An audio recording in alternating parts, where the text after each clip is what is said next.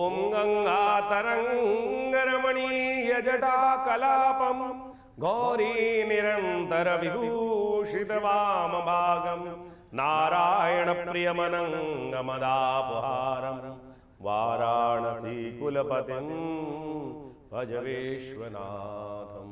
सर्वमङ्गलमाङ्गल्ये शिवे सर्वार्थसाधिके शरण्ये त्र्यंबके गौरी नारायणी नमोस्तुते। नमस्कार, स्वागत है आपका आचार्यवाणी में। मैं आचार्य विक्रमादित्य आपके साथ हूँ और आज का हमारा विषय मकर राशि वालों के लिए जो मई का अंतिम काल आ रहा है उसमें ग्रहों का योगायोग किस प्रकार का रहेगा। देखिए, मकर राशि वालों को समझना चाहिए मई के अंतिम काल में कई सारे ग्रहों का अद्भुत परिवर्तन का योग बन रहा है। सबसे बड़ा परिवर्तन तो बृहस्पति महाराज अपना एक वर्ष में एक परिवर्तन करते हैं, वो पढ़ने का योग बनेगा।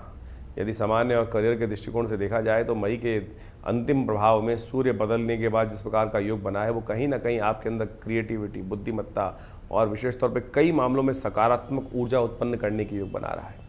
महीने के अंत में थोड़ी स्थिति जो है, जो परिस्थिति है, थोड़ी ऐसी दिखाई देती है, कहीं ना कहीं स्लो हो जाएंगी, लेकिन अच्छा धीरे धीरे परिवर्तन का रास्ता बनेगा। करियर के लिए कड़ी मेहनत और कई प्रकार से कई चुनौतियों को आपको पार करने का मौका अवश्य मिलता दिखाई दे रहा है। सप्ताह के अंत में कई रुके हुए काम पूर्ण करने के अवसर भी आपको प्राप्त होंगे और बहुत सारी जगह में आप अपनी वैल्यू क्रिएट करते दिखाई दे रहे हैं। कहीं ना कहीं नेतृत्व करने की शक्ति आपके अंदर जो है वो कहीं ना कहीं लोग पहचानते दिखाई देंगे। कोई नया प्रोजेक्ट शुरू करना इस समय में काफ़ी कुछ नया कुछ करने के लिए आपके मनोभाव में नए नए विचार आते दिखाई देंगे। धन और आर्थिक स्थिति के मामले में देखा जाए तो कहीं ना कहीं कुछ ना कुछ सुधार के संकेत अवश्य मिल रहे हैं, लेकिन ध्यान रखना, जल्दबाजी में बड़े निवेश के कारण से यदि फैसला लोगे, कहीं ना कहीं आर्थिक फैसला कहीं ना कहीं नेगेटिव हो सकता है, इसमें नुकसान होने के योग बन सकते हैं। उधार या पुराने निवेश से लाभ मिलने की संभावना दिखाई देती है। धन के खर्चे के चक्कर में थोड़ा अपने आप को कंट्रोल करने का प्रयास करें। परिवार में बहुत सारे लोगों के द्वारा कुछ ना कुछ सपोर्ट मिलने के योग, जिनसे आपने उम्मीद नहीं करी थी, वहाँ से भी सपोर्ट मिलने के रास्ते बन सकते हैं, इसलिए हर दरवाजे को थोड़ा टटोलना ज़रूरी है। प्रेम संबंधों में यदि बात करें, पारिवारिक संबंधों में यदि बात करें तो ये जो महीना है विशेष तौर पर जिस प्रकार से गया है वो कहीं ना कहीं थोड़ा भावों में फोकस थोड़ा कम रहा है। परिवार के साथ समय बिताने का प्रयास आपने किया होगा, लेकिन थोड़े से अवसर कम मिले। प्रेम रोमांस में रचनात्मक खुशी पढ़ने के रास्ते में नया इस समय कुछ बदलता दिखाई दे रहा है। व्यक्तिगत स्पेस की थोड़ी ज़रूरत है, उसमें थोड़ी कमी महसूस होती दिखाई दे रही है। थोड़ा समय आपको ज़्यादा लगाना पड़ेगा। वैवाहिक जीवन के संबंध में सौहार्द बना रहता दिखाई दे रहा है। आपकी राशि में बुध परिवर्तन की तरफ जा रहे हैं, लेकिन मास के अंतिम में ग्रह नक्षत्रों के दृष्टिकोण से ऐसा हो सकता है कि आपको थोड़ा साइड लाइन, आपके मन में ऐसा भाव आ सकता है कि हमको थोड़ा साइड लाइन करने पर, हम घर के चौकीदार बन के रह गए हैं, ऐसा मनोभाव आपकी राशि में उत्पन्न होने के योग बनते दिखाई दे रहे हैं। कोई चौकीदार नहीं, सबको अपने अपने दायित्व को निभाना पड़ता है। खासतौर पर स्वास्थ्य के मामले में बात की जाए तो जोड़ों के दर्द थोड़े परेशान करते दिखाई दे रहे हैं। ओवरवर्क के कारण थोड़ी थकान आपको परेशान करती दिखाई दे रही है। दिनचर्या को थोड़ा नियमित करने का प्रयास करें। महीने के अंत में स्वास्थ्य में थोड़ी स्थिरता आने के योग बन सकते हैं, लेकिन सावधानी बरतें। खान पान में बहुत ज़्यादा जो है वो आपको बैलेंस करके चलने की ज़रूरत है। बदपरहेजी कहीं ना कहीं नुकसान करती दिखाई दे रही है। अननेसेसरी गैस एसिडिटी की समस्या थोड़ी परेशान, कब्ज़ की समस्या थोड़ी परेशान करने की योग बना सकती है। तो इस वक्त समय को पहचानते हुए कार्य करें। सिलसिलेवार तरीके से आपकी राशि के दृष्टिकोण से ग्रहों का योग कैसा रहेगा वो भी हम आपको बताते हैं। सबसे पहले बात कर लेते हैं 21 तारीख की। 21 मई के दिन ग्रह नक्षत्रों के दृष्टिकोण से देखा जाए तो मकर राशि वालों के लिए ग्रह नक्षत्र ऐसा है कि आपका दिन आपको ऐसा दिखाई देगा कि शायद जैसा आपने प्रिडिक्ट किया था, जैसा आपने सोचा था, बहुत सारी चीज़ें पूर्वाभास में थी, वैसा ही घटनाक्रम आपके समक्ष होता दिखाई दे रहा है। तो इसलिए अपने पूर्वाभास को अंडर एस्टिमेट करके मत चलेगा। ऐसा योग आपकी राशि में जो सुंदर बन रहा है, उस दिन गुरुवार है, पंचमी तिथि विद्यमान है और आपकी राशि के दृष्टिकोण से ये समय ऐसा है कि आपकी अपनी पर्सनैलिटी, अपनी शक्ति से आप बहुत सारी चीज़ों को पॉजिटिव करने की तरफ ले जा सकते हैं। जैसा विचार करोगे, जैसा सोचोगे, वैसा करने का सामर्थ्य आपके अंदर उत्पन्न होता दिखाई दे रहा है। इन दिनों बड़े बड़े व्यक्तियों से संपर्क, अच्छे लोगों से, पुराने मित्रों से संपर्क साधने का योग भी आपकी राशि में अच्छा बनता दिखाई दे रहा है। कोई नया प्रोग्राम बनने की स्थिति आपके लिए राशि में बनती दिखाई दे रही है, तो इसलिए एनर्जी को अच्छे कामों में लगाने का प्रयास करें। एनर्जी बहुत है आपके अंदर, कहीं ना कहीं अपने आप को दौर्बल्य में ना समझें, कमज़ोर ना समझें। इन दिनों अननेसेसरी आपकी राशि में कई लोग कह सकते हैं कि थोड़ा सा कहीं ना कहीं छोटे छोटे मामलों में खर्चा ज़रूर हो रहा है, लेकिन लव लाइफ में, पर्सनल लाइफ में, आनंद वाले चीज़ों में कहीं ना कहीं शुक्र इस वक्त बहुत बढ़िया खेल आपकी राशि में ग्रह योग बनाकर बैठा हुआ है। दोस्तों के साथ अच्छा टाइम पास होने के योग बहुत बढ़िया से आपकी राशि में बनते दिखाई दे रहे हैं। लेकिन जो लोग पढ़ाई कर रहे हैं, ध्यान रखना, गलत काम इस वक्त पढ़ाई के लिए जो आगे बढ़ने के योग हैं उसको अगर यदि आप ऐसे ही जो टशनबाजी में निकालना शुरू कर दोगे तो कहीं ना कहीं वो समय खराब होने के योग भी दिखाई दे रहे हैं। तो जो है समय जो है उसका सदुपयोग अवश्य करने का प्रयास करें। इस समय जो है वो कहीं ना कहीं ऐसे ही व्यर्थ कई चीज़ों में बर्बाद होने के योग भी साथ साथ आपकी राशि में बन रहे हैं। उपाय के तौर पर इस दिन सबसे अच्छा ये है कि आप भगवान विष्णु के मंदिर में जाकर, भगवान कृष्ण के मंदिर में जाकर पीले वस्त्र उन्हें अर्पित करने का प्रयास करें। हो सके तो केले का पूजन करें, केले का दान करें, वो आपके लिए बड़ा श्रेष्ठ है। 22 तारीख का दिन शुक्रवार का अवसर है। षष्ठी और सप्तमी तिथि का योग है। सप्तमी तिथि दिल्ली के पंचांग के अनुसार से इस दिन क्षय हो रही है, अगली तिथि को अगले दिन तक नहीं पहुंच पा रही है, सूर्योदय से पहले समाप्त हो जाएगी। ग्रह नक्षत्रों के दृष्टिकोण से योग जो बन रहा है वो आपके लिए, आप बहुत सारी चीज़ों को जो करते दिखाई दे रहे हैं सही तरफ ले जाते दिखाई दे रहे हैं। आपका सोचना बिल्कुल ठीक दिखाई देता है आपकी राशि के दृष्टिकोण से। इस दिन आपको अपनी बातों पर फोकस करने का प्रयास करना चाहिए, कान के कच्चे मत बनना। आपकी राशि के दृष्टिकोण से एक बात ध्यान रखना कि कई बार क्या होता है, कान के कच्चे व्यक्ति हो जाते हैं, अपनी बात को, सोची हुई बात को छोड़कर सामने वाली बात के अनुसार से चलना शुरू कर देते हैं। ये दिन वो नहीं है। अपनी बात पर अड़े रहिए, अपनी बात को समझाने का प्रयास करें, अपने सुझाव को प्रथम रखने का प्रयास करें। आपकी राशि में ऐसा योग बनता दिखाई दे रहा है। अस्थिरता थोड़ी ज़रूर दिखाई दे रही है आपकी राशि में इन दिनों, जो ग्रहों का योग है, और हम कहेंगे ये अस्थिरता पूरे करीब काफ़ी लंबे समय से आपकी राशि में चल रहे हैं कि जो बार बार कहीं ना कहीं स्टैंड बदलता रहता है वो आपकी राशि में ग्रहों का खेल है, आपका खेल नहीं है। आपकी राशि तो बहुत स्थिर है। मकर राशि वालों के लिए तो आमतौर पे क्या होता है कि जो डिसीजन लेते हैं बहुत स्थिर भाव से लेते हैं, लेकिन जो सामने की परिस्थिति इस वक्त ग्रहों की चल रही है वो कहीं ना कहीं आपके जीवन में बार बार चेंजेस लाने की योग बनाती दिखाई दे रहे हैं। लेकिन कम से कम इस दिन की बात करें तो आपका विचार बिल्कुल ठीक है, आपकी सोच बिल्कुल ठीक है, आपकी दिशा बिल्कुल ठीक दिखाई देती है। नए कार्य करने के लिए दिन अच्छा नहीं है। सप्तमी तिथि क्षय हो गई है और उसके साथ साथ इस वक्त पुरुषोत्तम मास भी चल रहा है। तो जो ढोरे में चल रहे थे उसी में चलने का प्रयास करें। नए एक्सपेरिमेंट करना बहुत ज़्यादा श्रेष्ठ नहीं माना जाएगा। एक मंत्र है, या देवी सर्वभूतेषु लक्ष्मी रूपेण संस्थिता नमस्तस्यै नमस्तस्यै नमस्तस्यै नमो नमः। इस मंत्र का जप करें, या हो सकता है तो थोड़े मखाने लेकर किसी पूजा स्थल पे रख दीजिए, दान कर दीजिए, वो आपके लिए बहुत अच्छा है। 23 तारीख का दिन शनिवार का अवसर है। अष्टमी तिथि उदया तिथि के रूप में विद्यमान है। ग्रह परिवर्तन की तरफ योग जो बना रहे हैं और साथ साथ भद्रा का योग बन रहा है, ये कहीं ना कहीं आपकी राशि में थोड़ा संशय उत्पन्न करता दिखाई दे रहा है। आपके लिए ऐसा योग बनता दिखाई दे रहा है कि इमोशनल पॉइंट ऑफ व्यू से थोड़ा से आप इम्बैलेंस होते दिखाई दे रहे हैं और ऐसी चीज़ों में दिमाग लगाते दिखाई दे रहे हैं जिनका वास्तविक तौर पे कोई औचित्य है ही नहीं। ऐसा योग मन में विचार आएगा, उसने मेरे साथ ये नहीं किया, मैंने उसके साथ अच्छा किया, फिर भी ये संसार मेरी अहमियत नहीं समझता, मेरी वैल्यू नहीं समझता। ये संसार हमेशा ही ऐसा, इस बात का ध्यान रखते हुए कार्य करें, अपने टाइम को बर्बाद ना करें। इस दिन ग्रह ऐसा है कि आपकी राशि के दृष्टिकोण से जो है छोटी छोटी बातों से मन को ठेस लगने के योग बनते दिखाई दे रहे। ओवर थिंकिंग, जी हाँ, ओवर थिंकिंग, और फिर ओवर थिंकिंग करने के बाद नेगेटिव गुस्सा करना, रोष में लाना अपने आप को किसी प्रकार भी ठीक नहीं। अपने आप को छोटा मानना कहीं भी ठीक नहीं है। समय है कभी अच्छा कभी खराब, कभी धूप कभी छाँव, ऐसा योग चलता रहता है। इसको ऐसे ही मानने का प्रयास करें। हाँ, आपकी राशि में इन दिनों ग्रह ऐसे हैं कि जो आपको अकेले ही चलाते हैं। अकेले ही चलिए, बिल्कुल आप सत्य माने, कोई किसी का साथ नहीं देता। कुछ बड़े हृदय व्यक्ति वाले हैं जो आपका साथ देने के योग बना सकते हैं। शनिवार का अवसर है, थोड़ा सा कहीं ना कहीं थोड़ा आलस्य का प्रभाव ज़्यादा चल रहा है, सोच ज़्यादा रहे हो, काम कम कर रहे हो, ऐसे योग बन रहे हैं। तो शनि का उपाय कीजिए, क्योंकि शनि को मनाइए, सदा सुख को पाइए।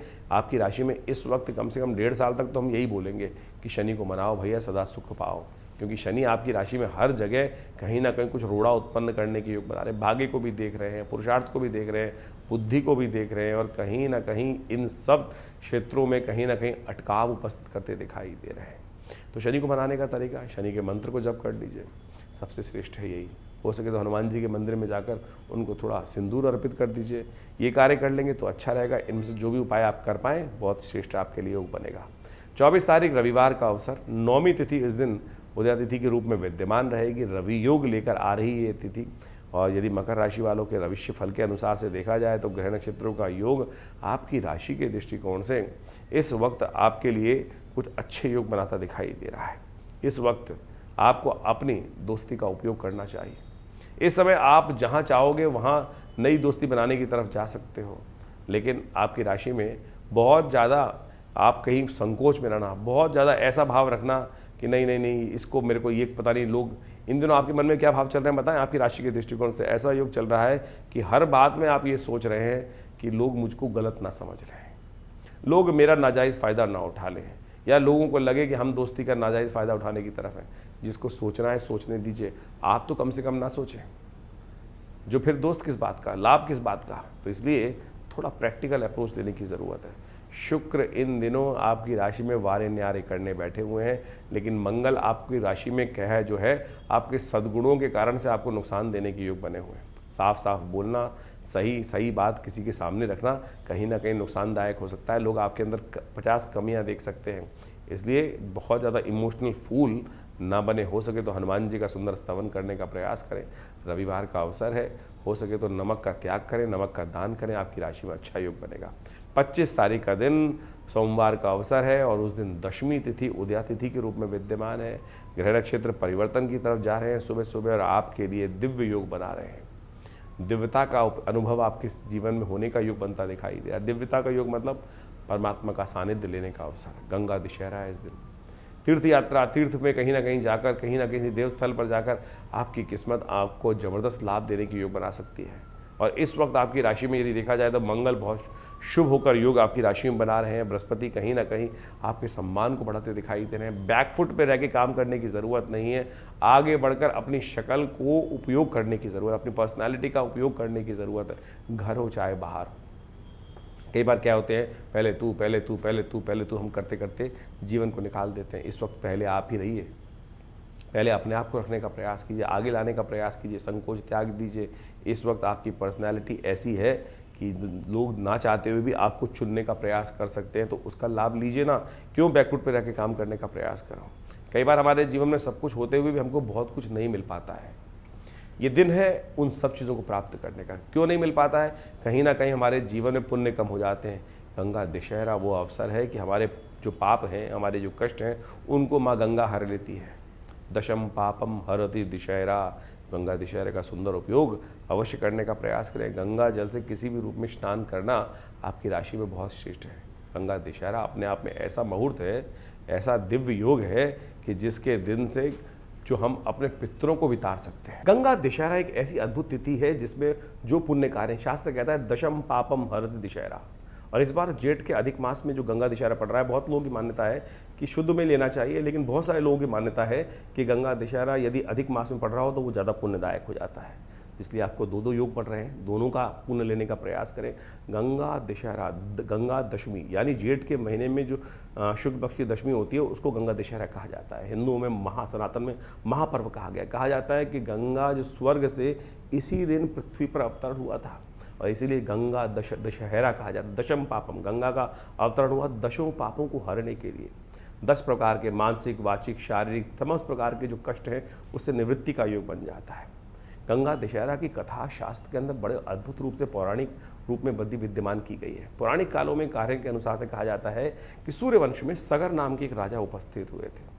उनकी 2 रानियाँ थीं और उनके बहुत सारे पुत्र थे। भगवान शंकर को प्रसन्न कर कर उन्होंने वरदान प्राप्त किया और कहा जाता है उनके घर में 60,000 पुत्र हो। उनका वंश इतना बड़ा हो गया और ऐसा जो है विशेष तौर पर इतना बड़ा वंश कहा गया उनको।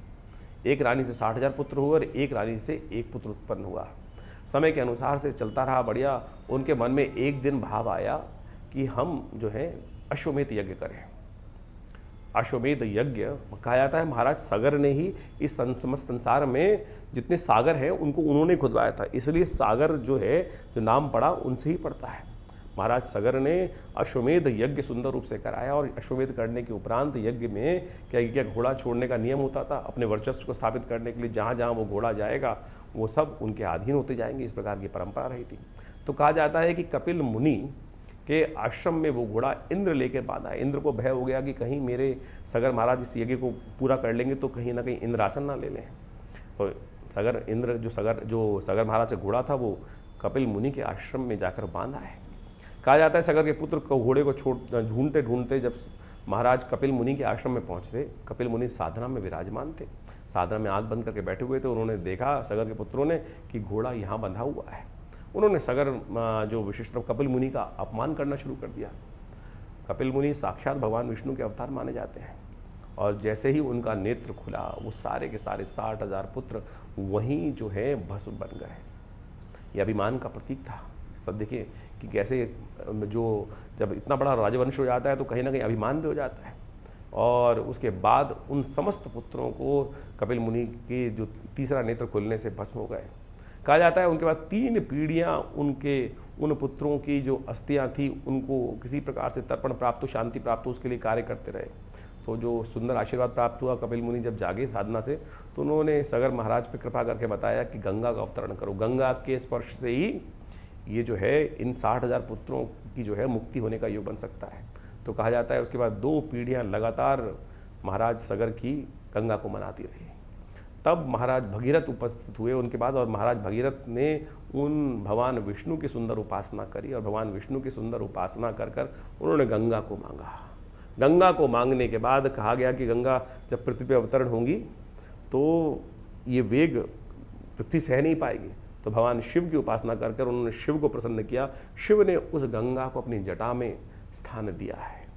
तो वो उस दिन वो जब पृथ्वी पर अवतरण हुआ है उस दिन को खास तौर पर यही कहा जाता है कि वो दिवस जो है वो गंगा दशहरे का दिवस है। और उस दिन से पृथ्वी को लेकर महाराज जो है पृथ्वी पर लाने के बाद महाराज जो भगीरथ है वो आगे आगे चले हैं। और कहा जाता है गंगा दशहरा से के अवतरण होने के बाद जो मकर पर जो सूर्य जब आते हैं, मकर संक्रांति जब होती है, तब वो ऋषि कपिल मुनि के आश्रम पर लेकर उनको पहुंचते हैं गंगा सागर में, जहाँ पाताल में गंगा जी पहुंचती है। तब जाकर उस दिन उन सगर के 60,000 पुत्रों की मुक्ति का सुंदर रास्ता बना। तो ये ऐसी अद्भुत दशम पापम हर, दशों पापों को हरने का सुंदर सुयोग बनता है। इस दिन गंगा जल में स्नान कर लेना चाहिए। दान पुण्य इत्यादि जब ज़्यादा से ज़्यादा करने का प्रयास करना चाहिए। पितरों की निवृत्ति के लिए इस दिन बढ़िया। देखो एक तो पुरुषोत्तम मास चल रहा है, गंगा दशहरा, उसके बाद दशमी का योग बन गया है, जेठ मास के शुक्ल पक्ष की दशमी का, अधिक मास का सुयोग बन रहा है। तो ऐसे में कोशिश करें अपने पितरों के निमित्त, पता नहीं कौन कौन कहाँ से तृप्त है, जो अतृप्त आत्माएं हो सकती हैं, उन सब के निमित्त तर्पण इत्यादि करने का प्रयास करें, जल छोड़ने का प्रयास करें, जो पिंडदान इत्यादि करने का प्रयास करें। गंगा जल में समर्पित भाव से हो सके तो जितना हो सके गंगा में स्नान करने का बड़ा महत्व कहा गया है। देखिए आप अपने समस्त दशम पापम हरति शास्त्र कहता है, कैसे होंगे निवृत्त? हाथ में गंगा जल में जाके उसमें एक बार डुबकी लगाकर छोड़ दीजिए भगवती के समक्ष अपने आप को। अरे बस तुझ पे समर्पित भगवती। क्या है गंगा? गंगा भगवान विष्णु के चरण का जल है। कहा जाता है कि वो चरणों के से जो जब वामन अवतार के समय में भगवान विष्णु का जो चरण ब्रह्मलोक पहुंचा था, तो ऋषि ने ब्रह्मा जी ने उस जल को धोकर अपने कमंडल में रख लिया था। उन चरण को धोने के बाद वही गंगा जी हैं साक्षात। तो इस दिन जब पृथ्वी पर अवतरण हुआ है उनका, तो ऐसे सुंदर अवसर पर उनमें स्नान करें, अपना पुण्य करें, दान करें, गायत्री जप करें। कोई भी वर्ण का व्यक्ति हो, वो सबको अधिकार है इस प्रकार से अपने पितरों के निमित्त जो कर्तव्य हो सकता है वो अवश्य करने का प्रयास करें। देखिएगा कल्याण का योग बनेगा। ये दशम पापम हरति दशहरा जो योग है, इसका अवश्य लाभ लेने का प्रयास कीजिए, अपने पुण्यों को जगाने का प्रयास कीजिए। और क्या होता है, हमसे रोज़ कहीं ना कहीं पाप होते रहते हैं, और ये गंगा दशहरे का सुंदर योग जो बना है, कोशिश ये करें इस दिन अवश्य गंगा जी का स्नान। अगर नहीं जा पा रहे हैं तो क्या करें, कैसे करें? देखिए उसके लिए रास्ता है बहुत सुंदर। आप सबके घर में गंगा जल होगा, गंगा जल लेकर थोड़ा सा अपने पानी में मिला लीजिए और उस जल को सुंदर रूप से उसी से स्नान कर लीजिए। कुछ भ्रांति है लोगों के मनोमस्तिष्क में। कई लोगों ने अधकचरे ज्ञान के कारण से इस बात को उत्पन्न कर दिया है कि गंगा जल है विशिष्ट तौर पर।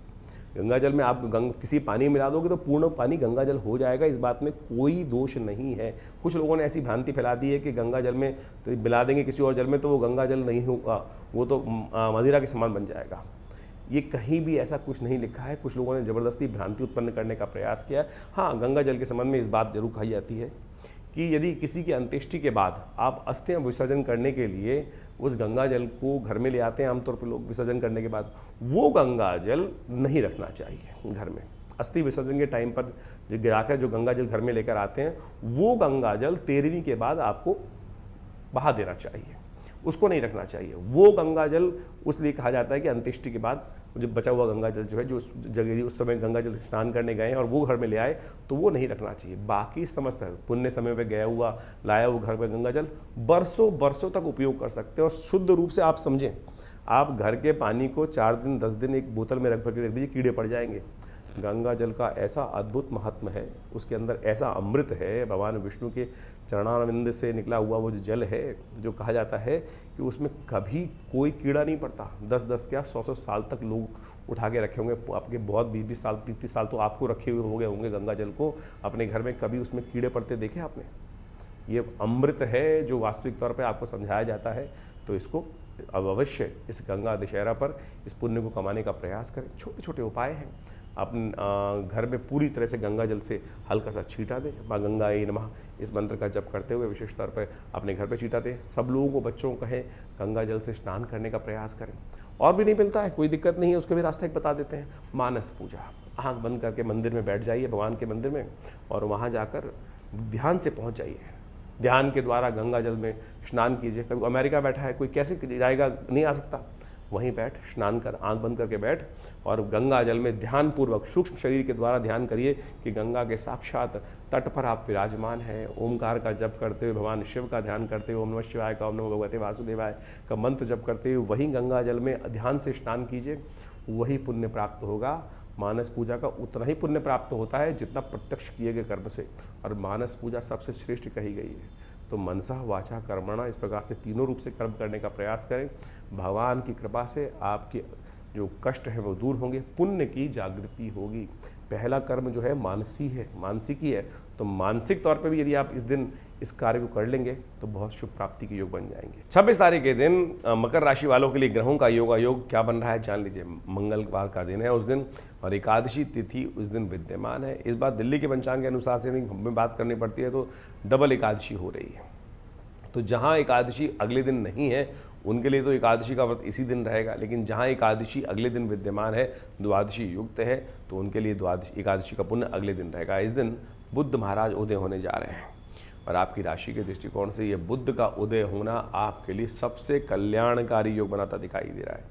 ये आपको हर जगह लाभ देने का रास्ता। बुद्ध पिछले करीब 20-25 दिनों से जिस प्रकार से खराब स्थिति में थे, अस्त अवस्था में थे, वो कहीं ना कहीं आपको असफल बहुत सारे मामलों में कर रहे थे। अब बुध आदित्य योग शुद्ध रूप से बनकर तैयार है, जो आपकी राशि के दृष्टिकोण से कहीं ना कहीं आपकी पर्सनैलिटी का लाभ आपको देता दिखाई दे रहा है। कहीं ना कहीं आप जो भी कार्य कर रहे थे वो कहीं ना कहीं आपके नेगेटिव जो जा रहा था, हम कर रहे थे अच्छे के लिए, नेगेटिव हो रहा था हमारे साथ, वो सब समय बदलता दिखाई दे रहा है। बड़े लोगों का सहयोग, कहीं ना कहीं जो हम सापेक्ष घर के या बाहर के बड़े लोगों का सहयोग, हमारी बात उनको अच्छी लगते हुए भी कहीं ना कहीं हमारे अंदर कमियां निकालने के योग बन रहे थे, वो सब अब समाप्ति की तरफ जाते दिखाई दे रहे हैं। अननेसेसरी जो लोगों का विरोध कई दिन से आप झेल रहे होंगे कि अननेसेसरी लोग आपका विरोध में, जो आपके अच्छे भी हैं, आपके नीचे भी हैं, सब कुछ हैं, घर के ही लोग हैं, छोटी छोटी बातों में आपका विरोध, कहीं ना कहीं बच्चे आपका विरोध कर रहे थे, वो भी अब बदलने वाला है। उनको भी रियलाइज़ होगा कि बात गलत थी, कहीं ना कहीं किस प्रकार से करने का प्रयास करना चाहिए। तो कहीं ना कहीं बहुत प्रकार की चिंताओं से मुक्ति प्राप्त करने के योग, पॉजिटिव योग बनते दिखाई दे रहे हैं। इस दिन का लाभ लेने का प्रयास करें। इस वक्त मंगल भी शुभ, बुध भी शुद्ध होने जा रहे हैं। आपकी राशि के दृष्टिकोण से सूर्य के साथ बुध आदित्य योग बना रहे हैं, तो थोड़ा सा मंगली कार्य करने का प्रयास करें। मंगल इन दिनों आपकी राशि में ऐसा है कि आपकी राशि में यदि अकेले उनकी ताकत बढ़ा दें आप, तो बहुत कुछ सद्गुणों से लाभ लेने की योग बना सकते हैं। इस वक्त मंगल को, ताकत को पहचानिए। शनि के बहुत सन्निकट हैं, लेकिन वो कहीं ना कहीं दुस्साहस भी करा सकते हैं, तो ऐसा दुस्साहस हम ना करें। सही दिशा में हम अपनी शक्ति लगाने का प्रयास करें। बहुत ज़्यादा किसी को सीख देने से कहीं ना कहीं नुकसान हो सकता है, इस बात ध्यान रखें। थोड़ा बैलेंस होकर चलने की ज़रूरत है। हनुमान जी की थोड़ा कृपा प्राप्त करने का प्रयास करें। जब किसी को आपकी आवश्यकता होगी, आपको वो याद अवश्य कर लेगा। कई बार हम क्या होता है, ज़बरदस्ती जाके अपनी शक्ल को आगे दिखाने का प्रयास करते हैं और फिर सामने वाला हमको पहचानता नहीं है, तो हमको इन्फीरियरिटी कॉम्प्लेक्स कहीं ना कहीं हो जाता है। इस समय ध्यान रखिए, आपकी उपयोगिता बहुत सारे लोगों की आवश्यकता है, वो अपने आप आकर आपसे संपर्क साध सकते हैं। थोड़ा हनुमान जी कृपा प्राप्त करने का प्रयास करें। इस दिन बुढ़वा मंगल बहुत विशेष योग बना रहा है, चौथा बुढ़वा मंगल है। इस जेठ के अंदर आमतौर पर 4 या 5 ही पड़ते हैं जेठ के अंदर बुढ़वा मंगल, बड़े मंगल, जिनका पुण्यदायक बहुत होता है। और भारत में ऐसी अनेक कथाएं विद्यमान है अध्यात्म के अंदर, जो इस बड़े मंगल की, बुढ़वे मंगल की बहुत महात्म शास्त्र को बताता है।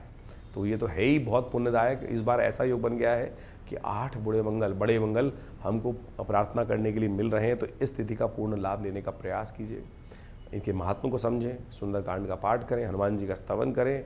हनुमान जी जागृत देवता है और अपने भक्त को कभी खाली नहीं छोड़ते हैं, भक्त पर कृपा अवश्य करते हैं, आराम से मिलवा देते हैं, सत्य के साथ साक्षात्कार अवश्य करा देते हैं। 26 तारीख को मंगलवार जो पड़ रहा है वो जेठ का मंगल पड़ रहा है, जेठ के अधिक मास का मंगल पड़ रहा है, चौथा बुढ़वा मंगल पड़ रहा है जेठ का। इस बार 8 बुढ़वा मंगल पड़ रहे हैं, बड़े मंगल पड़ रहे हैं। बड़ा सुंदर सुयोग लेकर ये समय उपस्थित हुआ है। ऐसे में देखिए काल गणना बड़ी विचित्र चल रही है। इस समय ग्रहों के अनुसार से मंगल पूर्ण ताकत में, शनि महाराज अपने पूर्ण रुद्र रूप में चल रहे हैं। राशियों के दृष्टिकोण से देखा जाए तो शनि से थोड़ा सा आगे मंगल चल रहे हैं और ये समय बड़ा विप्लवकारी माना जाता है। साथ में जेठ का अधिक मास भी चल रहा है। ज्योतिष की गणनाओं के अनुसार से जेठ का अधिक मास आपसी वैमनस्व को बढ़ाता है, आपस में अशांति का वातावरण बनाने के योग बनाता है। चाहे वो देश हो चाहे लोग हों, कहीं ना कहीं स्थिति मनोमस्तिष्क में नेगेटिव होती जाती है। ईर्ष्या से लोग किसी दूसरे का अहित करने की तरफ जाते हैं। और ग्रह गणना में देखें इस वक्त बुध, बृहस्पति और शुक्र भी एक साथ चल रहे हैं। ये गणना कहीं भी ठीक नहीं है। मंगल राशि के दृष्टिकोण से पूर्ण ताकत में दुस्साहस करने की तरफ प्रवृत्ति जा सकती है, इसलिए अपने आप को बचा के रखने का हमको यथाउचित भाव से प्रयास करना चाहिए। चौथा बुढ़वा मंगल है, ये बड़ा पुण्य का समय है। एकादशी के साथ ये योग पड़ रहा है। एकादशी अधिक मास की एकादशी, पुरुषोत्तम मास की एकादशी, और उसकी एकादशी को कहा जाता है जिसको कमला पुरुषोत्तम एकादशी, भगवती महालक्ष्मी को देने वाली। भगवान विष्णु की उपासना करने से लक्ष्मी और विष्णु दोनों रूप में आपके जीवन में कृपा करने के योग बना सकते हैं। और बुढ़वा मंगल का अपने आप में महत्व ऐसा है, बड़े मंगल का, कहा जाता है भगवान राम के युग में सबसे पहले हनुमान जी ने उस समय पहली बार उस जीवन में कहा जाता है भगवान के दर्शन किए थे और अपने आप को बड़ा धन्य माना था कि भगवान के दर्शन करके सौभाग्य को प्राप्त करने के योग बना से। तो आप भी इस समय हनुमान जी को, इस कलिकाल में तो सबसे बढ़िया क्या है, कलिकाल जो है चल रहा है, कलयुग जो चल रहा है, संधि काल चल रहा है कलयुग का, और ये पुरुषोत्तम मास भी संधि काल ही है। ऐसे में संधि काल में कहा जाता है जो भी कर्म करोगे उसका कई गुना 100 गुना अधिक प्रभाव होता है। 2 संधि काल चल रहे हैं, कलयुग भी चल रहा है, कलयुग का संधि काल चल रहा है, और इस वक्त पुरुषोत्तम मास भी आ गया है। तो दोनों संधि काल हैं और उसमें बुढ़वा मंगल का योग पड़ गया है। तो कोशिश ये करें हनुमान जी को प्रसन्न करने के लिए जितना उपाय करने का प्रयास करोगे उतना अच्छा होगा। भगवान विष्णु का स्तवन करें, ओम नमो भगवते वासुदेवाय। जब ओम नमो नारायण है, भगवान विष्णु को पंचोपचार, षोडशोपचार, पंचामृत से स्नान कराकर उनका चरणामृत ग्रहण करने का प्रयास करें। साथ साथ हनुमान जी का सुंदर स्तवन। देखिए हनुमान जी कौन है? हनुमान जी भगवान राम, भगवान के एक तरह से कहा जाता है उन्होंने अपना पुत्र स्वीकार किया उनको, और पूर्ण कृपा जिसको हो सकती है, भगवती ने स्वयं अजर अमर होने का आशीर्वाद दिया। अजर अमर गुरु सो तो हो कहा गया, और उसके बाद जब भगवती ने आशीर्वाद दे दिया, सुंदरकांड में वर्णन मिलता है, तो भगवान ने भी उनको पुत्र कह के संबोधित कर दिया। तो आप समझे कि ऐसा सुंदर सुयोग है, और आप समझे कि आप पुत्र की यश गाथा गाओगे तो पिता अपने आप प्रसन्न होकर किसी पिता के समक्ष, माता पिता के समक्ष जाकर उनके बच्चे के संबंध में कहो इतना बढ़िया बच्चा है, ऐसा है, इसने इतना यश काम किया, इतना ऐसा किया, तो पिता का जो सीना होता है माता पिता का सुना डबल हो जाता है। अरे मेरे पुत्र की यश गाथा हो रही है, मेरे संतान की यश गाथा हो रही है। तो इस सुंदर सुयोग में देखिए सुंदरकांड का पाठ कीजिए, हनुमान चालीसा का पाठ कीजिए, हनुमान जी प्रसन्न हो जाएंगे। और क्या होगा? आशीर्वाद सुंदर प्रदान करने का सुयोग बनाएंगे। बहुत छोटे छोटे मार्ग हैं, इसको लाभ उठाने का प्रयास करना चाहिए। और बुढ़वा मंगल का तो अपने आप में ऐसा महत्व है कि जिस भी पंथ के, जिस भी संप्रदाय के व्यक्ति ने जब इनका पाठ किया है, कहा जाता है कि यवन रानी थी, मुस्लिम रानी थी, उसकी श्रद्धा हनुमान जी में हो गई, और उन्होंने उस बुढ़वा मंगल पर विशेष तौर पर बड़ी भगवत हनुमान जी की प्रसाद, पूजन, सवामनी सब भोग लगवाने का प्रयास किया। बड़ी श्रद्धा से उनका मंदिर बना के उनका पूजन किया, उनकी मनोकामना पूर्ण कर दी हनुमान जी ने। तो अवध के नरेश के यहाँ की ये, अवध के नवाब की ये कथा है, और ये सत्य माने बहुत सुंदर रूप से है। हनुमान जी कोई भेद नहीं करते किसी के लिए भी। हनुमान जी के लिए तो ये देखिए सब पंथ हैं अलग अलग, और अल्टीमेटली तो सब एक ही हैं, इसमें कोई फ़र्क ही नहीं है इस बात का। लोग कुछ मौलाना, कुछ लोग और सब लोग गंधी इत्यादि सब लोग कहीं ना कहीं जो है वो भेद करने का प्रयास करते हैं, लेकिन परमात्मा के लिए तो कोई भेद नहीं है। जो जीव है इस संसार में वो सब कल्याण का मार्ग प्रशस्त कर सकते हो। तो आप भी इस दिन सुंदर रूप से हनुमान जी का पाठ, सुंदरकांड का पाठ, हमने विवेकानंद योगाश्रम में इस दिन विशेष तौर पर सुंदरकांड का पाठ रखा है, सवामनी का भोग रखा है, हनुमान जी के नवग्रह शांति महायज्ञ का सुंदर आयोजन किया है, पुरुषोत्तम मास में भगवान विष्णु का यज्ञ रखा है। तो आप सब उसमें सम्मिलित हुए, माँ भगवान हनुमान जी की कृपा से कष्ट दूर होने के सुंदर सुयोग बन जाएंगे। और साथ साथ हमने उस दिन एक व्यवस्था करी है कि हनुमान जी का ये सुंदर धागा आप सब धारण कर सकते हैं। अवश्य अपने कष्टों को दूर करने के लिए हनुमान जी कृपा रक्षा कवच धारण करने का प्रयास करते हैं ना, तो आप हनुमान जी का ये रक्षा कवच सुंदर रूप से जो आश्रम में प्रतिष्ठित किया गया है वो सब अपने घर में धारण करने का प्रयास। सत्य माने इस वक्त मंगल बड़े विचित्र दौर में चल रहा है। मंगल इस वक्त कहीं ना कहीं दुस्साहस करा सकता है। जिन लोगों की कुंडली में मंगल शनि के साथ बैठा हुआ है या शनि से दृष्ट है या नीच का होकर बैठा हुआ है या कहीं ना कहीं पाप ग्रहों से युक्त है, तो वो ऐसे इस समय में मंगल के अशुभ योग में चलते हुए क्या कर सकते हैं, दुस्साहस कर सकते हैं और कहीं ना कहीं दुस्साहस भारी पड़ सकता है। इस वक्त नव तपा चल रहा है और ऐसे में अग्निकांड का भयंकर योग है, वो कहीं ना कहीं दुर्घटना करा सकता है और जिनकी 7.5 ढैया चल रही है उनको तो खासतौर पे सावधान रहना चाहिए। तो ये हनुमान जी का सिद्ध धागा धारण कर कर आप तमाम प्रकार से इससे रक्षा प्राप्त करने का सुंदर सुयोग बना सकते हैं। तो अवश्य हनुमान जी का सिद्ध रक्षा धागा धारण करने का प्रयास कीजिए और उससे आपके बहुत से कष्ट दूर होने के अद्भुत योग बन जाएंगे कि जो शुद्ध रूप से आप कार्य करेंगे कल्याण होगा। आप भी आइए विवेकानंद योगाश्रम में इस कार्यक्रम में, जो इस पूरे के पूरे जो मंगल पड़ेंगे इस जेठ के महीने में, करीब 4 मंगल और रह जाएंगे, उनमें भी होगा, सुंदर रूप से चल रहा है।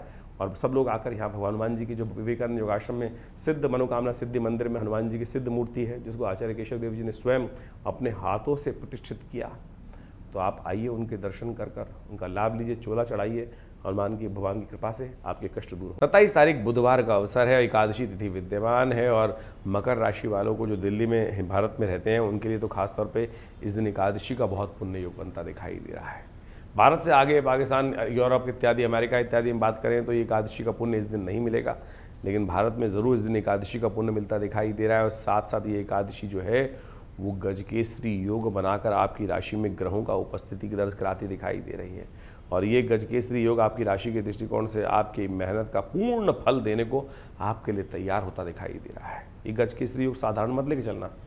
ये गोचर में जो ग्रह नक्षत्रों के आपकी राशि के दृष्टिकोण से बात करें मकर राशि वालों के लिए ये ऐसा योग बनकर बन रहा है कि कई बार हमारे मन में समस्या होती है कि सब्जी बनाई मैंने, कहे किसी और ने दिया और कहीं ना कहीं वो आपको लाभ ले गया।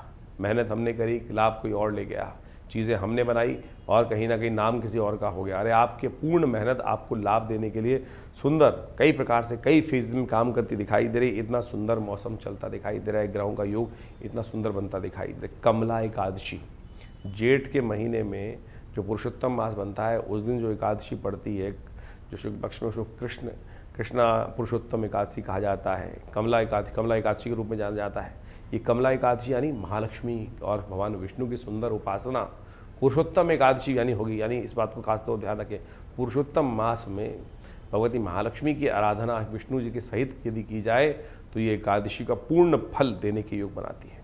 तो इस दिन विशेष तौर पर भगवान विष्णु की आराधना करें। हो सके तो भगवान विष्णु और महालक्ष्मी को दोनों एक साथ बैठाकर उनका गंगा जल से पंचामृत से सुंदर स्नान कराकर उनका पूजन, षोडशोपचार पूजन करें। कमल के पुष्प उनको अर्पित करें और उसके बाद उनका षोडशोपचार पूजन करने के बाद विशेष तौर पर माखन मिश्री का भोग भगवान को लगाने के बाद, खील का भोग लगाने के बाद, मिश्री का भोग लगाने के बाद वो प्रसाद रूप में ग्रहण करने का प्रयास करें। आपके मनोरथ सिद्ध होने के सुंदर योग बनेंगे। 28 तारीख बृहस्पतिवार का अवसर है, द्वादशी तिथि विद्यमान है और ये द्वादशी प्रदोष के साथ आई है। गुरु प्रदोष का योग बनाकर तैयार कर रही है। जेठ के अधिक मास में पड़ने वाली ये जो प्रदोष का सुंदर योग, गुरु प्रदोष का योग बनाकर बैठ रही है, ये आपके लिए बड़ा पुण्यों को जगाने वाला योग है। मकर राशि वालों, इन दिनों आपकी राशि के दृष्टिकोण से कहीं ना कहीं आपकी राशि में देखें तो बृहस्पति और शनि जो हैं वो बहुत ज़्यादा शुभ योग नहीं बना रहे हैं। कहीं ना कहीं बुद्धि खराब कर रहे हैं, कहीं ना कहीं आंतरिक मानसिक तौर पे विचारों की बीमारी दे रहे हैं, एंजाइटी बढ़ा रहे हैं, कहीं ना कहीं ऐसी समस्या उत्पन्न कर रहे हैं। ना चाहते हुए भी बेकार की बातों में नुकसान कराने के लिए कहीं ना कहीं जिस चीज़ से हमें लाभ होना चाहिए उन चीज़ों से ही हमें नुकसान होने के योग कहीं ना कहीं बनाते दिखाई दे रहे हैं। ये वक्त का खेल है और ऐसे में ये समय आपके लिए है, ज्येष्ठ के मास में प्रदोष का दिन। ये आपके इन कष्टों को निवारण करने का योग बना सकता है।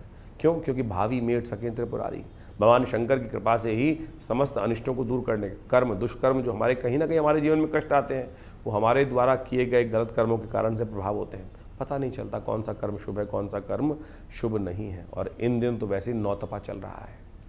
25 मई से लेकर 2 जून तक नौतपा चलेगा। छोटी छोटी बातें में हम गर्म तवे बनकर कार्य करते दिखाई दे रहे हैं। थोड़ा शांत होकर कार्य करने की इस वक्त खास तौर पे ज़रूरत है। प्रदोष का दिन है, गुरु प्रदोष का योग बन रहा है। तो ऐसे में यदि हमारी माने आप अपनी राशि के दृष्टिकोण से तो एक कार्य करने का प्रयास करें। भगवान शंकर के मंदिर में जाकर उनको बिल्वपत्र अर्पित करें ओम नमः शिवाय का शाम के समय। सुबह सुबह तो कर ही नहीं, वो तो किसी का नियम है तो बहुत श्रेष्ठ है, लेकिन शाम प्रदोष, दोषों को हरने वाला काल, शाम को सूर्य अस्त होने के बाद अंधेरा होने से पहले तक का जो संध्या वेला का समय होता है, उस समय तमाम चीज़ों से अपने आप को, गलत चीज़ों से हटाकर थोड़ा भगवान के दरबार में उपस्थित करने का प्रयास करें। और शिव के दरबार में तो जाने के बाद आपके समस्त अनिष्टों को दूर करने का आशीर्वाद भगवान शंकर और पार्वती अवश्य देंगे। कहा जाता है कि भगवान शंकर पार्वती प्रदोष काल में, जिस दिन प्रदोष होता है, संसार में भ्रमण करते हैं और जो उनका आराधना करते हुए उनको मिलता है, उनके समस्त अनिष्टों को दूर करने का योग भगवान के आशीर्वाद से अवश्य मिल जाता है। सीधा साधा सिद्धांत समझ लेंगे तो बहुत अच्छा रहेगा। 29 तारीख शुक्रवार का अवसर, त्रयोदशी तिथि उदया तिथि के विद्यमान है और इस दिन महापरिवर्तन होने जा रहा है। यदि आपकी राशि के दृष्टिकोण से देखा जाए तो बुद्ध महाराज बृहस्पति और शुक्र के साथ, दो परम शुभ ग्रहों के साथ अपना एक तिगड़ी बनाने को तैयार बैठे हैं। और एक पुरानी कहावत है, 3 तिगाड़ा काम बिगाड़ा। जी हाँ, ये बुद्ध का परिवर्तन हो तो अपनी राशि में रहा है, लेकिन आपकी राशि के दृष्टिकोण से देखा जाए तो कहीं ना कहीं ये आपकी किस्मत में कोई लंगड़ी टांग कर खिलता दिखाई दे रहा है बुद्ध महाराज। ये बुद्ध कहीं ना कहीं आपकी राशि में इस वक्त जो है बने बनाए बहुत सारे कामों में क्या होता है ना कि कुछ ना कुछ अड़ंगा लेने को तैयार बैठे हुए हैं। ध्यान रखना, इस वक्त मंगल आपको दुस्साहस करता दिखाई दे रहा है। आप भेड़ से जाकर, भीड़ जो है छत्ते में जाकर मधुमक्खी के छत्ते में खुद हाथ डालते दिखाई दे रहे हैं। तो बहुत सोच में, धीरे धीरे हर चीज़ को सोच समझकर इफ्स एंड बट्स पूरा देखते हुए कार्य करने की ज़रूरत है। लोग लाख तौर पे आपको समझाने का प्रयास करेंगे कि बुद्ध का ये परिवर्तन बहुत शुभ है, होगा किसी के लिए, लेकिन आपके लिए आपको फक्कड़ बनाता दिखाई दे रहा है। ध्यान रखना, ये कहीं ना कहीं आपकी राशि के दृष्टिकोण से इस वक्त बुद्ध के उपाय की खास ज़रूरत आपके लिए बहुत ज़रूरी है। उसको अवश्य करने का प्रयास करें तो अच्छा रहेगा। ऐसे में आपकी राशि के दृष्टिकोण से हमें दिखाई देता है कि आपको बुद्ध के मंत्र का जप करना चाहिए। ओम ब्रांग ब्रिंग ब्रोंग से बुधाय नमः। गऊ को विशेष तौर पर हरी चीज़ों को डालने का प्रयास करना चाहिए। बुद्ध का मंत्र आपके अनिष्टों को दूर करेगा और हो सके तो अपने जो नेगेटिव भाव रखने वाले लोग हैं, आपसे ईर्ष्या रखने वाले भाव हैं, उनसे बच के रहिएगा। उनकी मीठी मीठी बातों में आकर कहीं ना कहीं आप अपना नुकसान मत करा लीजिएगा। इस बात का ध्यान विशेष तौर पर रखना चाहिए। या देवी सर्वभूतेषु दया रूपेण संस्थिता नमस्तस्यै नमस्तस्यै नमस्तस्यै नमो नमः। इस मंत्र का जप करें, माँ दुर्गा आपकी रक्षा करें, ग्रहों का योग आपके लिए पॉजिटिव रहे। 30 तारीख शनिवार का अवसर, चतुर्दशी तिथि उदया तिथि के रूप में विद्यमान है। फिर पूर्णिमा का आगमन हो रहा है और साथ साथ चंद्रमा परिवर्तन के साथ जा रहे हैं आपकी राशि के दृष्टिकोण से। और ये चंद्र का परिवर्तन आपकी राशि के दृष्टिकोण से जो गजकेसरी से बाहर ग्रहों का योग बन रहा है, बहुत नेगेटिव तो नहीं दिखाई देता, कहीं ना कहीं कुछ मामलों में पॉजिटिव रहेगा। और पॉजिटिव करने के लिए आप कोशिश करें, थोड़ा सा और श्रम करने का प्रयास करें। इस वक्त आपकी राशि के दृष्टिकोण से ग्रहों का योग चंद्रमा जो है वो बिल्कुल अकेला चलता दिखाई दे रहा है और इस वक्त ऐसा ग्रह पर प्रभाव उत्पन्न कर रहा है उसके अंदर से कि अननेसेसरी खर्चे आपके जिम्मे पड़ते दिखाई दे रहे हैं। भगवान सत्यनारायण की उपासना करें। इस दिन पूर्णिमा का योग बन रहा है शाम के समय, रात्रि के समय, तो भगवान विष्णु की सुंदर उपासना, ओम सत्यनारायण भगवान की कथा का श्रवण करना, हो सके तो ओम नमो नारायणाय इस मंत्र का स्तवन करना, एकादशी जो सत्यव्रत करना आपके लिए बहुत शुभ रहेगा। 31 तारीख शनिवार का अवसर, पूर्णिमा तिथि इस दिन विद्यमान है और ये तिथि जो पूर्णिमा विशेष तौर पर बन रही है, ये उदया तिथि के रूप में विद्यमान हो रही है दिल्ली के पंचांग के अनुसार से। और ये पूर्णिमा अनिष्टों को दूर करने वाली पूर्णिमा मानी जाती है, पितृ ऋण से निवृत्ति करने वाली पूर्णिमा मानी जाती है। आपकी राशि के दृष्टिकोण से थोड़ा सा मन हल्का दिखाई देता है। जो भी चीज़ में आप कार्य कर रहे हैं, थोड़ी निष्ठाएं कम दिखाई देती हैं और यदि मरे मन से कोई कार्य करने का प्रयास करोगे तो चीज़ें उतनी ज़्यादा आनंद भी नहीं देती हैं। तो इस समय थोड़ी सी उम्मीद जगा के कार्य करने का प्रयास करें। नव तपा चल रहा है, तो ऐसे में ग्रहों का नक्षत्र जो है, ग्रहों का योग जो है, उसको शांतिमय चीज़ रहें, उसके लिए आपकी राशि के दृष्टिकोण से हो सके तो भगवान सूर्य का सुबह सुबह अर्घ देना आपके लिए बड़ा कल्याणकारी रहेगा। पुरुषोत्तम मास की जो पूर्णिमा आती है, ये जेठ की जो पूर्णिमा है, पुरुषोत्तम मास की पूर्णिमा है जो 31 तारीख को पड़ रही है। इस समय में एक कार्य विशेष करना चाहिए। कहा जाता है पुरुषोत्तम मास अपने पितरों की तर्पण के लिए, पुत्रों के ऋण से निवृत्त होने के लिए सबसे श्रेष्ठ माना जाता है। वैसे तो कहा जाता है पूरे के पूरे 30 दिन तक अवश्य अपने पितरों के निमित्त तर्पण इत्यादि करना चाहिए, यज्ञ इत्यादि करना चाहिए, क्योंकि ये काल जो है यज्ञ के लिए, कथा के लिए, तर्पण के लिए ही, पितरों के निमित्त करण करने के लिए सबसे श्रेष्ठ माना गया है। तो इस समय में हो सके तो जितना तीर्थाटन करें, हो सके तो जितना अपने पितरों के निमित्त तर्पण इत्यादि करें, तो ये पूर्णिमा के दिन अवश्य ब्राह्मण भोजन कराएं, गऊ के निमित्त ग्रास निकालें। ये समस्त कार्य जो हो सकते हैं वो अवश्य गायत्री का कम से कम 108 बार जप कर लीजिए, और हो सके तो गऊ ग्रास अवश्य निकालने का प्रयास कीजिए। यदि आप कहीं विदेश में रहते हैं, बहुत सारी ऐसी जगहों शहरों में रहते हैं, आपके पास व्यवस्था नहीं है, तो विवेकानंद योगाश्रम में इन समस्त कार्यों के लिए पूर्ण व्यवस्था है। आप अपने पितरों के निमित्त अब कैसे लगाएं कि पितृ, कई बार समझता है लोगों को क्या होता है कि कई बार ये कष्ट हो जाता है कि हम जान नहीं पा रहे हमारे पितृ तृप्त हैं कि नहीं है। चाहे पितृ तृप्त हों, चाहे आपको लगे चाहे ना लगे, एक बात नहीं, पहले तो ये मान लीजिए अवश्य 3 पीढ़ी तक हर व्यक्ति को अपने पितरों के निमित्त तर्पण, भोजन दान, गऊ के निमित्त कुछ निवृत्त कार्य अवश्य करने चाहिए, जो शास्त्र में वर्णित ये अवश्य है। यदि बार बार कोई पितृ आपके सपनों में आ रहे हैं, कोई मित्रगण आपका जो चला गया है, कोई रिलेटिव है, बार बार सपनों में आपको दिखाई देता है, उसकी याद बार बार आती है, तो कहीं ना कहीं वो अपेक्षा कर रहा है कि हमारे लिए हो सकता है कि परिवार में, उनके घर में, किसी के लिए भी कर सकते हैं आप। जरूरी नहीं कि अपने पितरों के निमित्त अपने परिवार के लोगों के लिए ही तर्पण करना चाहिए। अरे मित्र इत्यादि दूर का कोई संबंधी है, हम ऋषियों के लिए तर्पण करते हैं कि नहीं करते हैं, हम विभिन्न देवताओं के लिए तर्पण करते हैं, तो मित्र इत्यादि, रिश्तेदार इत्यादि सबके लिए आप कुछ ना कुछ कर सकते हैं। जली तो छोड़ना है, ये अवश्य छोड़ने का प्रयास कीजिए।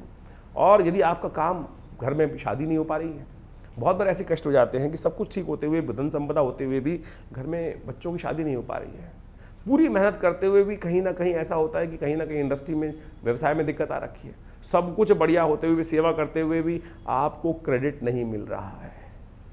कहीं ना कहीं घर में कलेश ही कलेश चलते रहते हैं, हर कोई मन मुटाव करके बैठा हुआ है, सब कुछ सेवा करने के बाद भी, तो हो सकता है कहीं ना पित्त संबंधी समस्या हो।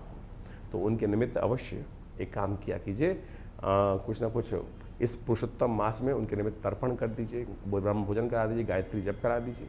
और विवेकानंद योगाश्रम में हमने पूर्ण व्यवस्था करी है कि आप सब अपने पितरों के निमित्त गायत्री जप इत्यादि सब कराने की व्यवस्था ले सकते हैं, लाभ ले सकते हैं, और पूरी तरह से आप इस कार्य को लाभ लेकर करने का प्रयास कीजिए।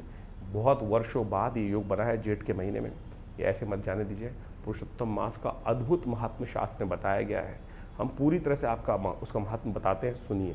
ग्रहों की गणना अभी आपने समझी, तिथि के अनुसार से आपकी राशि के दृष्टिकोण से क्या कुछ फर्क पड़ रहा है, लेकिन उन सबके कष्टों को दूर करने के लिए अनेक उपाय शास्त्र में वर्णित है। लेकिन इस वक्त पुरुषोत्तम मास चल रहा है, ये भारतीय संस्कृति के अनुसार से एक समय की ऐसी कालगणना है कि जिसमें जो कार्य आप करोगे, दान, पुण्य, तप, व्रत, इसका 100 गुना अधिक प्रभाव होगा।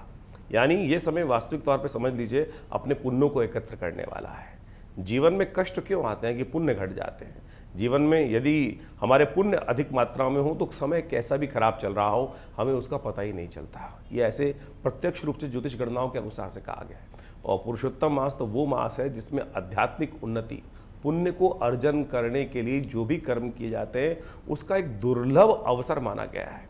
और सरल विधि, बड़ी सरल विधि से भगवान कृष्ण की केवल उपासना कर ओम नमो भगवते वासुदेवाय, इस मंत्र का केवल जप करके ही आप अपने पुण्यों को अद्भुत रूप से बढ़ाने का अद्भुत कार्य कर सकते हैं। भगवान विष्णु का कैसे ही पूजन किया जाए, कहा जाता है कि इस मास में भगवान विष्णु को तुलसी दल अर्पित करने से, पूजा में भगवान को पीताम्बर अर्पित करने से, पीले पुष्प अर्पित करने से, चंदन, केला, पीली मिठाइयों का भोग उनको लगा देने से भगवान की प्रसन्नता अद्भुत रूप से प्राप्त हो जाती है। शास्त्र कहता है ना, पत्रम पुष्पम फलम तोयम यो में भक्ता प्रयच्छति। किसी प्रकार से भी आप अपनी श्रद्धा का समर्पण करने का प्रयास करें। श्रीमद् भागवत का यदि हो सके तो सप्ताह करने का प्रयास करें, गीता का पाठ करने का प्रयास करें, विष्णु सहस्त्रनाम का पाठ करने का प्रयास करें, रामायण का।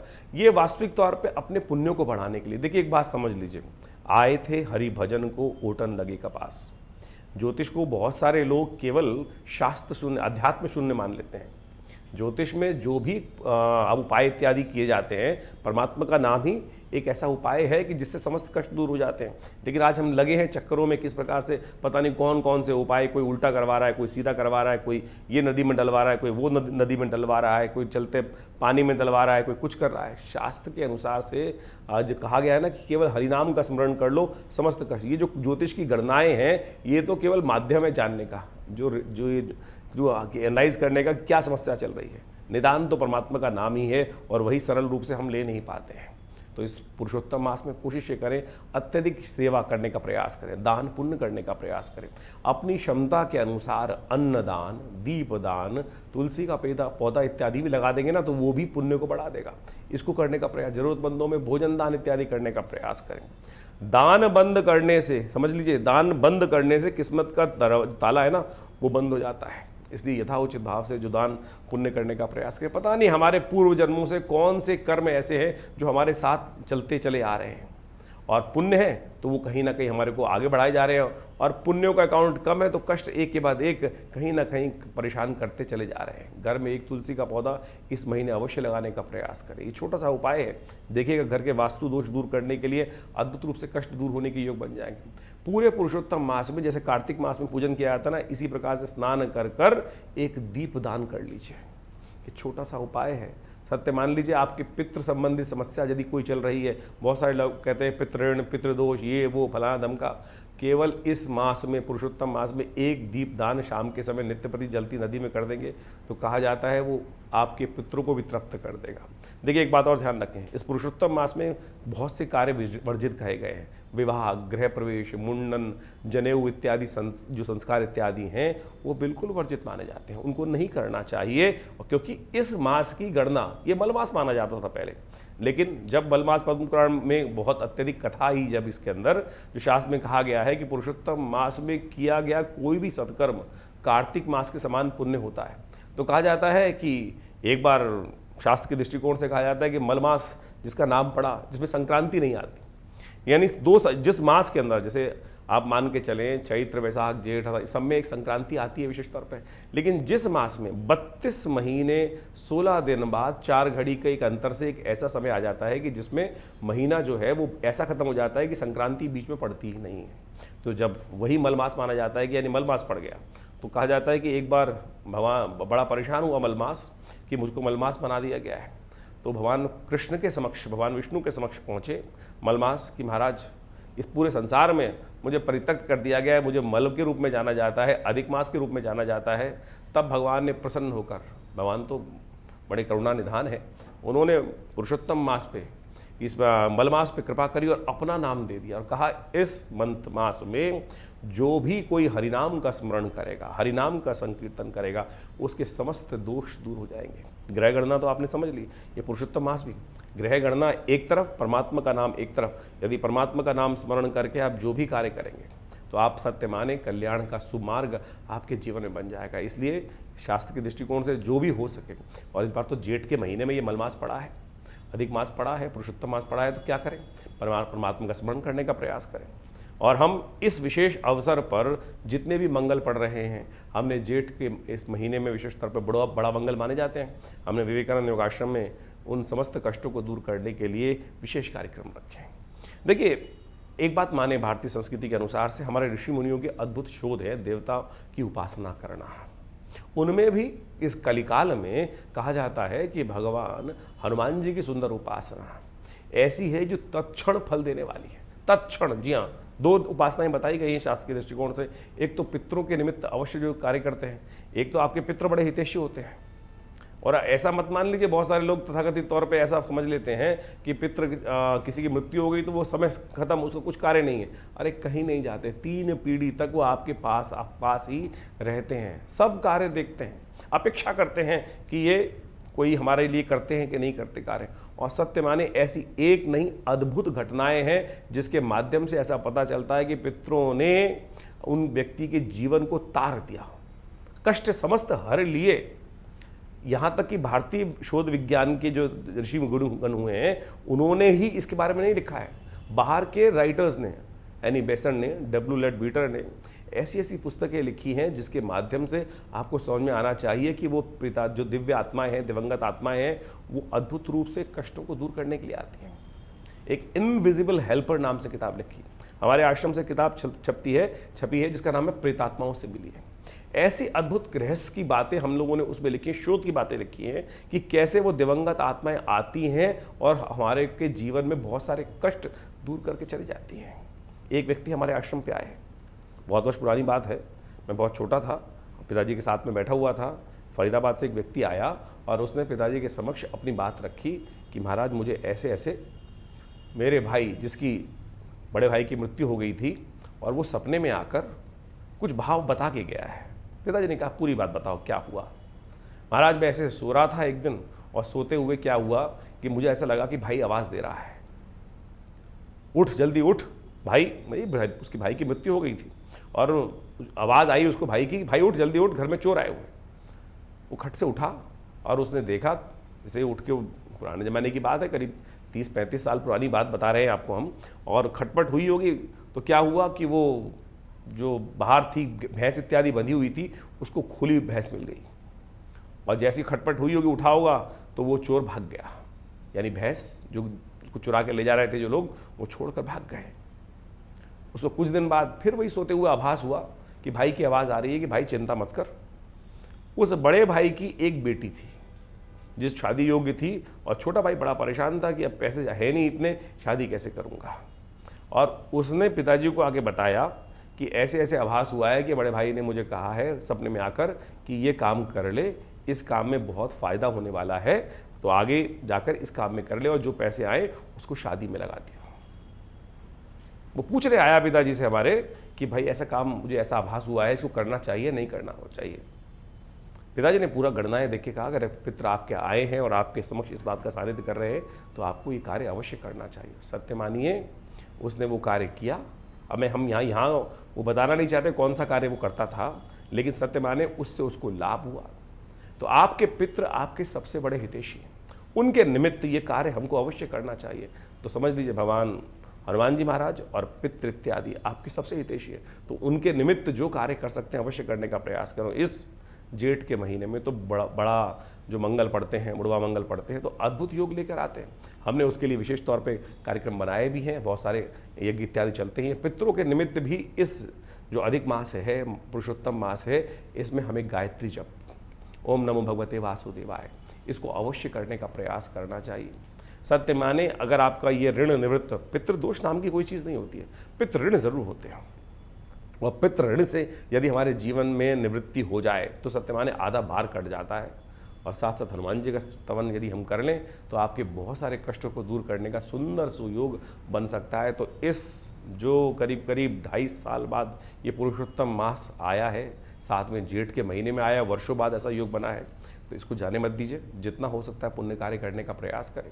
सत्य मानिए आगे आने वाली ग्रह गणना जो दिखाई दे रही है इस वक्त, बृहस्पति और शुक्र का जिस प्रकार का योग बना हुआ है, वो कहीं ना कहीं आप हर व्यक्ति के मन में द्वंद्व उत्पन्न करता दिखाई दे रहा है।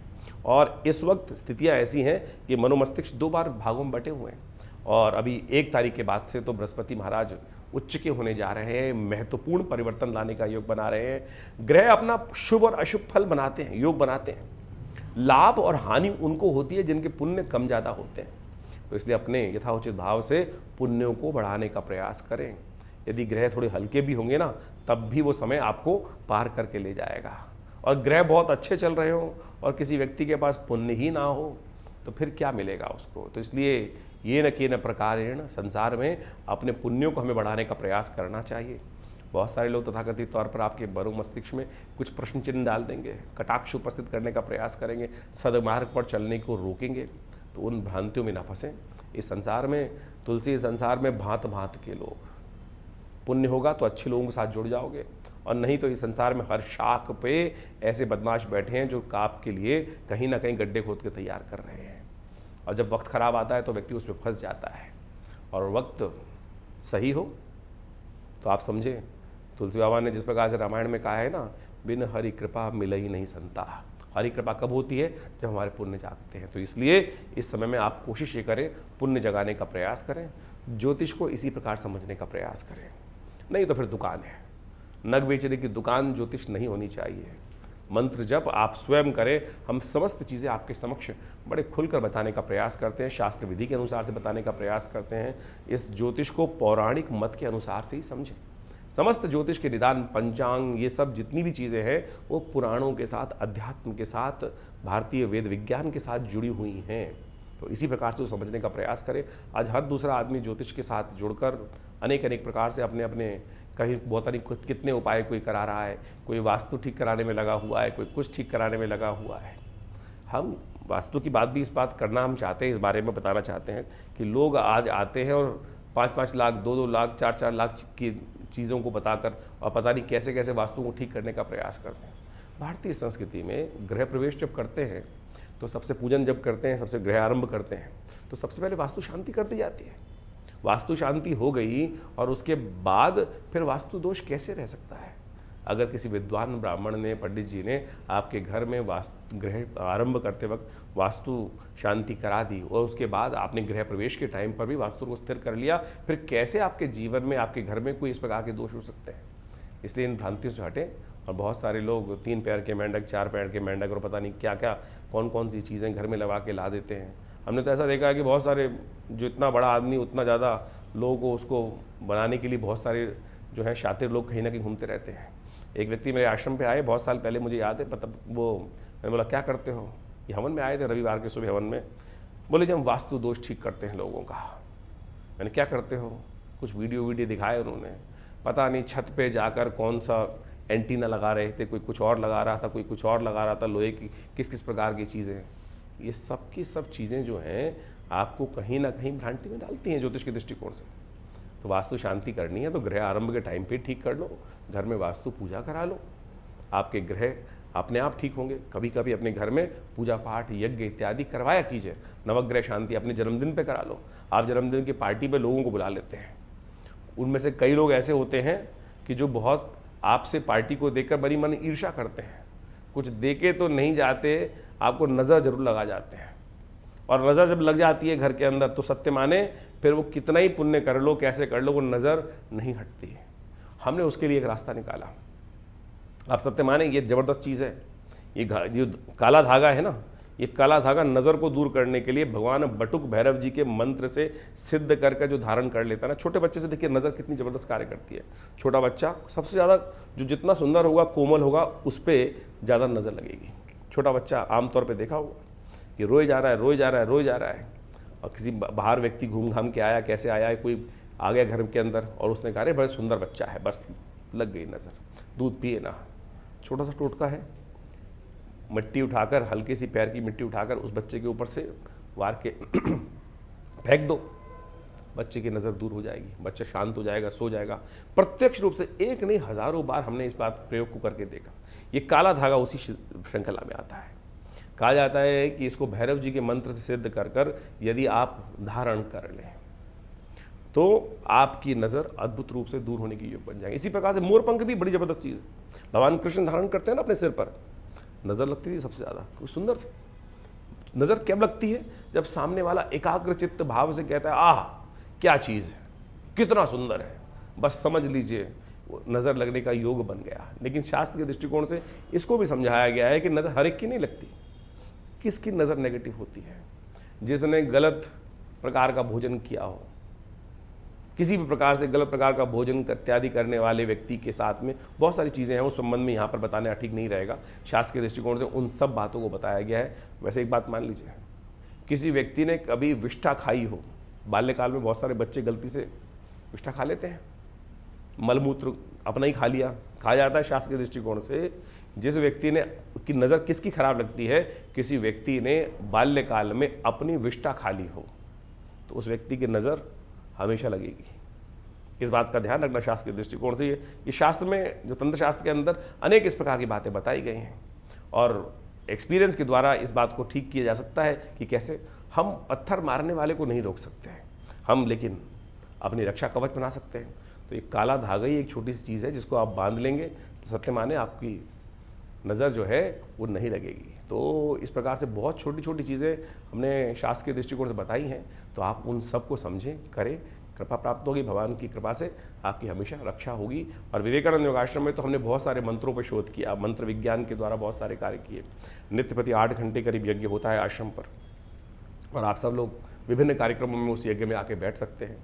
और इस पुरुषोत्तम मास में हम पितृ शांति के निमित्त पूरे 1 महीने तक पितरों से निवृत्ति, जो कष्ट पितृण से निवृत्ति के लिए गायत्री का एक विशेष यज्ञ रख रहे हैं। आप अपने पितरों के निमित्त गायत्री के उस यज्ञ में भाग ले सकते हैं, अपने नाम से करा सकते हैं। पूरी व्यवस्थाओं को जानने के लिए आप फ़ोन पे संपर्क साध सकते हैं।